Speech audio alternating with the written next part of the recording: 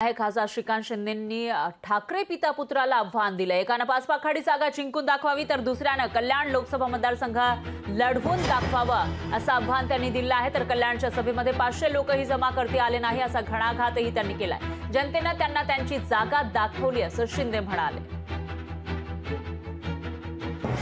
Challenge दिले त्यांनी, मी तर त्यांना चॅलेंज दिलंय। आता तुम्ही दोघांनी आता रोज बोलत असतात ना हे की आम्ही इकडून लढतो तिकडून लढतो, तिकडून लढा तिकडून लढा।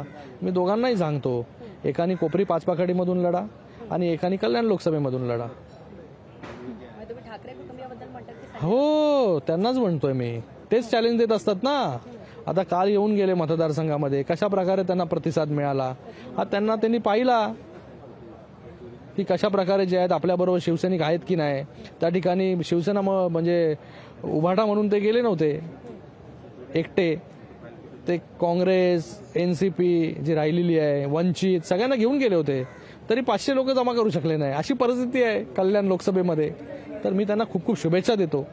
ज्या काही गोष्टी करायच्या असतील, आज आपण 7 तासाचा दौरा या ठिकाणी केला, येणाऱ्या काळामध्ये अजून मोठा दौरा जो आहे तो त्या ठिकाणी कल्याण लोकसभेमध्ये आपण करा आणि एकदा ठरवून टाका की बाबा कुठल्या लोकसभेमधून आणि कुठल्या विधानसभेमधून कोण कोण लढतंय ते, म्हणजे आम्हाला पण तयारी करायला मोकळे आम्ही। लोकशाही मराठी ऐका, पहा, जागरूक रहा।